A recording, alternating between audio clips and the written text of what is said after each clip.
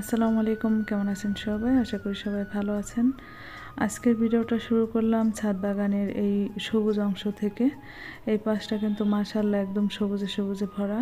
আর আজকে অনেক দিন পর একটু রোদের দেখা পাচ্ছি আর কি। তা না হলে দেখা যায় এই রোদ এই বৃষ্টি এভাবেই চলছে। আর ভিডিও এগুলো আগের, প্রতিটা ভিডিওতে বলতেছি এগুলো আগের ভিডিও। এখন বর্তমানে কি অবস্থায় আছে আমার ছাদ বাগান সেগুলো আর ভিডিও করছি না, আগের ভিডিওগুলোই আপনাদের সাথে শেয়ার করতেছি। আর দেশের যে চলমান পরিস্থিতি, এই পরিস্থিতিতে মন মেজাজ একদম খারাপ, খুবই কষ্ট হচ্ছে। খবরের দিকে তো আমি যাচ্ছি না, যদি যাই একদম খুব খারাপ অবস্থা হয়ে যায় আমার। আমি আবার অন্যরকম মানুষ, অন্যের কষ্টে একদম কাতর অবস্থা হয়ে যায়। মানে আমার অবস্থা এরকম, আমি কাউকে চিনি না জানি না, তার জন্য আমার ভীষণ খারাপ লাগে। তো যাই হোক, আজকে এই যে বেগুনটা তুলে নিলাম। আমার ছাদ বাগানে এই প্রথমবার এই তাল বেগুন। আর তাল বেগুন কিন্তু সেরকম একদম কালো হয়নি। আসলে সার মেডিসিন ছাড়া এখন বর্তমানে কোনো কিছুই হতে চায় না। আর এই পাশে কিছু বরবটি তুলে নিছি, আর বরবটি তোলা তো সবসময় আপনাদের সাথে শেয়ার করা হয়, সেজন্য আজকে আর বরবটি তোলা শেয়ার করিনি। গত ভিডিওতে লিপি আপু কমেন্ট করেছে লাল বরবটির থেকে সবুজ বরবটি খেতে বেশি মজা। আসলে বরবটি তেমন একটা আমি পছন্দ করি না, লাল সবুজ যাই হোক না কেন, তবে লালটা দেখতে সুন্দর সেজন্য আমি রোপণ করেছিলাম। লিপি আপুর কথা অনুযায়ী সবুজ বরবটিও আমার ছাদ বাগানে আমি রোপণ করব ইনশাআল্লাহ। তো যখনই যাই রোপণ করি না কেন মাশাআল্লাহ হয়, সুন্দর হয়। আর আপনাদের উদ্দেশ্যে বলবো, যারা গাছ পছন্দ করেন তাদের বলবো, যতটুকু জায়গা থাকুক না কেন আপনারা চেষ্টা করবেন গাছ রোপণ করার জন্য। আর গাছ থেকে সবজি তোলার সে যে আনন্দ, সেটা নেওয়া উচিত, সবারই এই কাজটা করা উচিত। আর যখনই কোনো গাছ রোপণ করবেন একটু ভালো জাতের গাছ রোপণ করবেন, কারণ একটা গাছের পিছে অনেক কষ্ট করতে হয়, শ্রম দিতে হয়। সেই গাছটা যদি ফল ঠিক মতো না দেয় তাহলে কিন্তু কষ্ট হয় দিন শেষে। যেরকম এই যে ইউটিউবে কাজ করতেছি, দিন শেষে কিন্তু কোনো ফলই পাচ্ছি না। আর দেশের যে অবস্থা, এই অবস্থায় আমার এই ছোট্ট চ্যানেলের কথা নাই বলি, কিছু বলার নেই। খুবই ভয়াবহ অবস্থা। আগে কি হতো, ওয়াচ টাইম আজকে বাড়তো, হয়তো আগামীকাল কমতো, এরকম ভাবেই ছিল। আজকে কয়েকদিন যাবৎ দেখছি ওয়াচ টাইম শুধু কমেই যাচ্ছে, বাড়ার কোনো খবর নাই।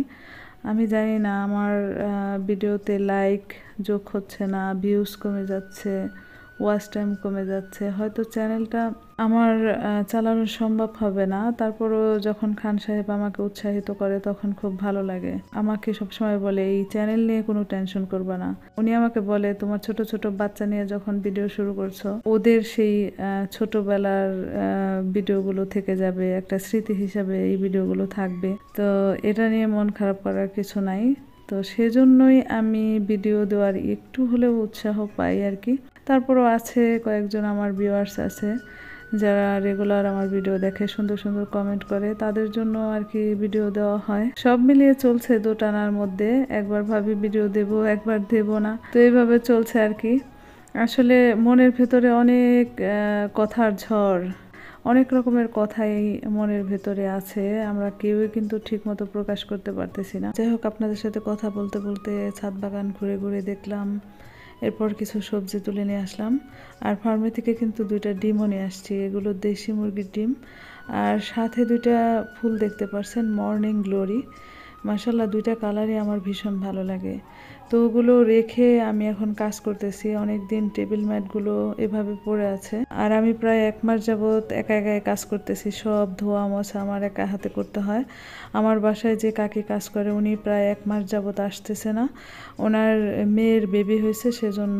আসলে বিপদ আপদ তো সবারই থাকে, সবারই ভালো সময় মন্দ সময় দেখতে হয়। আর সব থেকে কষ্টের ব্যাপার কি জানেন, এই পুরো বাড়ি ধোয়া মোছার কাজটাই ওনার ছিল, ওটাই আমার করতে হয়।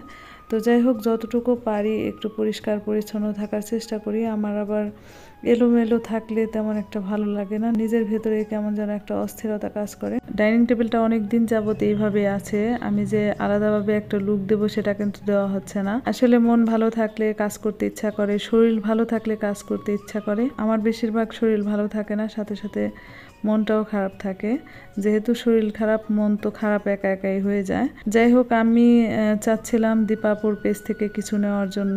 সেইভাবে আমি লিস্টও করে ফেলেছিলাম কি কি আনবো ডাইনিং টেবিলের জন্য, আলাদাভাবে কি কি আনবো দীপাপুর পেজ থেকে, সেগুলো আমি লিস্ট করে ফেলছিলাম। এর মধ্যে এই যে যুদ্ধ শুরু হয়ে গেল, নেট কানেকশন বন্ধ হয়ে গেল, সেজন্য আর আনা হয়নি। তো যাই হোক, আমি টেবিল ম্যাটগুলো ভালো করে ধুয়ে রোদে শুকা দিলাম। আর এখানে কিছু আছে অনলাইন থেকে অর্ডার করেছিলাম, আর বাকি যে এইগুলো দেখছেন এগুলো পাটের তৈরি, এগুলো আমি বাসায় তৈরি করেছি। ইচ্ছা করলে আমার চ্যানেলে ভিডিও দেওয়া আছে, ওই ভিডিওটা দেখে নিতে পারেন কিভাবে তৈরি করা হয়েছে। এই টেবিল ম্যাটগুলো যখন একদম কড়া রোদ থাকে তখন ধুয়ে শুকা দিলে কিন্তু বেশি ভালো হয়, একদম ভালো করে শুকায়। আর একটু পরিষ্কার পরিচ্ছন্ন থাকলে কিন্তু নিজের কাছেও ভালো লাগে। তো যাই হোক, এই পাশে রান্না বান্না কিন্তু শুরু করে দিয়েছি। আজকে খুবই মজার মজার রান্না আপনাদের সাথে শেয়ার করব। আমি 3টা খাবার আপনাদের সাথে শেয়ার করব। 3টা খাবারই আমার কাছে ভীষণ প্রিয় ছিল, কিন্তু এখন সেরকমভাবে কোনো কিছুই খেতে পারি না। আসলে অসুস্থতার কারণে অনেক কিছুই ছেড়ে দিতে হয়, অনেক কিছুই ত্যাগ করতে হয়। এখন মাঝে মধ্যে খাই, আপনাদের সামনে শেয়ার করি যে আমি খাচ্ছি, পরে কিন্তু আমাকে অনেক কষ্ট ভোগ করতে হয়। এই কথাটা আমি অনেক ভিডিওতে আপনাদের সাথে শেয়ার করেছি।